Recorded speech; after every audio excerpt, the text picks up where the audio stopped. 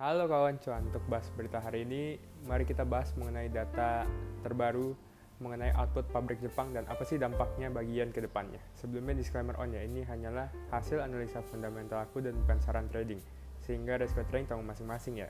Kawan cuan, jadi data terbaru terkait output produksi pabrik Jepang itu baru saja dirilis tadi pagi dan menunjukkan penurunan tertajam dalam bulan terakhir. Jadi data ini tuh menunjukkan kalau produksi itu turun ke angka minus 4,6%. Dari sebelumnya itu mengalami kenaikan sebesar 0,3% dan angka ini juga berada jauh di bawah prediksi para analis di min 2,6%. Nah, selain itu ada juga data retail sales Jepang dan berbeda cerita, data retail sales ini tuh menunjukkan data yang sangat bagus di mana terjadi kenaikan 6,3% dari sebelumnya di 3,8% dan mengalahkan prediksi para analis di 4%.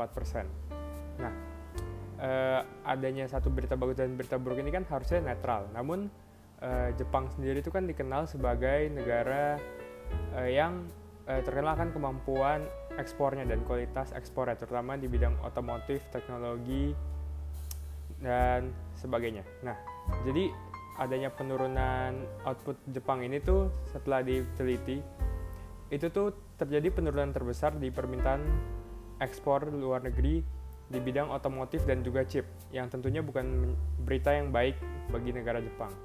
Dan untuk meningkatkan ekspor negaranya, Jepang itu harus meminta Bank of Japan berpegang kepada kebijakan utara longgarnya dengan suku bunga yang rendah agar hasil ekspornya terbilang murah dan banyak peminat dan pembelinya dari luar negeri.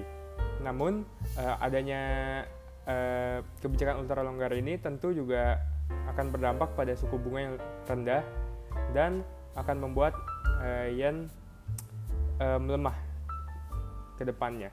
Dan kebijakan ultra longgar ini tuh didukung oleh Ueda, calon gubernur Bank of Japan, dan juga Uchida, calon deputi gubernur baru Bank of Japan, di mana keduanya itu selama beberapa hari terakhir terus mengatakan kalau belum waktu yang tepat untuk berpindah dari kebijakan ultra longgarnya ke kebijakan yang lebih ketat. Dibutuhkannya kebijakan ultra longgar untuk mendukung kenaikan angka ekspor, serta didukungnya hal ini oleh Ueda dan juga Uchida yang akan segera menjabat sebagai gubernur dan deputi gubernur Bank of Japan, itu dapat membuat yen semakin melemah ke depannya. Itulah prediksi aku kawan cuan. Kalau menurut kamu gimana? Tuliskan komentar kamu di kolom komentar di bawah ini ya. Oh iya, jangan lupa juga untuk subscribe agar kamu tidak ketinggalan episode bahas berita forex berikutnya. Dan follow juga aku di TikTok dan juga IG di @rw_berita forex. Linknya ada di bagian kolom deskripsi ya kawan cuan. Dan terima kasih dan sampai jumpa dalam waktu.